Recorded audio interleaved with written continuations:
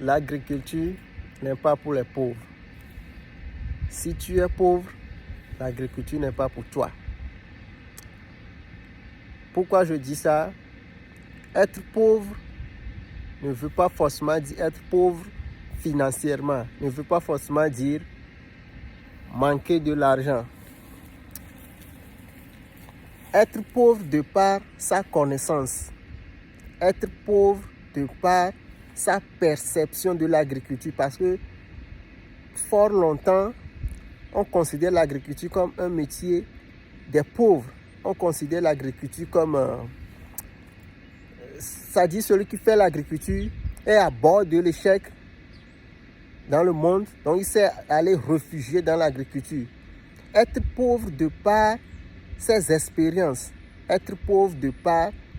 être pauvre même spirituellement, parce que tout projet est d'abord spirituel. Donc l'agriculture n'est pas pour les pauvres. Et de deux, si vous voyez une exploitation comme celui-ci, là où je suis maintenant, on a planté plus de 100 hectares d'avoine, ce n'est pas pour les pauvres.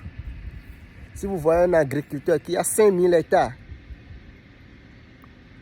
cette exploitation est très petite, est négligeable même. Si vous voyez un agriculteur qui a combien? 5000 hectares. Je connais des producteurs de bœufs qui sont à côté de nous ici. Ils ont des milliers de bœufs. Ils transforment le lait, ils font du lait, ils mettent en bouteille, ils font du lait en poudre. Ils font du yaourt. Souvent, je vois des gens, quand tu parles avec des gens, ils disent quel est ton projet? Il dit il a un projet de 5000 pondeuses. Ça veut dire que c'est des désordres. Quand on voit des exploitations comme celui-ci où une personne a plus de 20 000 hectares, où ils utilisent des machines, des tracteurs, parfois des drones, c'est à cette agriculture c'est ça qu'on veut copier, c'est ça qu'on veut aller implanter, repliquer ou bien dupliquer en Afrique. C'est pour ça qu'on se bat tous les jours.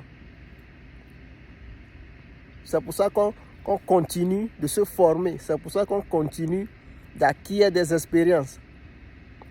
Vous voyez? Donc, il faut être riche mentalement avant de faire l'agriculture. Avoir des projets fous. Et avoir des projets fous, pas seulement le dire dans la bouche. Avoir des projets fous spirituellement avant de l'implanter. Voilà. L'agriculture n'est pas faite pour les pauvres. Les pauvres ne peuvent pas faire l'agriculture. L'agriculture doit être industrialisée. Voilà. Et de deux, ceux qui viennent des États-Unis ou bien de l'Europe, qu'ils viennent, ils ouvrent leur petite ferme, ils disent qu'ils ont 2 bandes de 1000 poussins, ou je ne sais pas, des poulets de chair, des trucs. C'est négligeable devant ce que nous faisons. C'est bien que c'est quelque chose. Mais à mon humble avis, c'est négligeable. Nous devons faire plus que ça. Nous devons faire plus que ça. Nous devons nous mettre ensemble. Nous devons nous mettre ensemble. Si par exemple, une seule personne veut acheter 1 hectare, et s'il y a 1000 personnes qui sont mises ensemble, ça fait 1000 hectares. 1000 hectares, nous pouvons acheter des tracteurs. Le tracteur, c'est combien?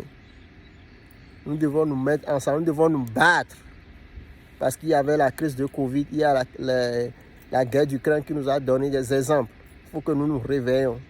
C'est pour ça que nous, les gens comme nous, on continue de se battre, on continue de se former pour acquérir des expériences.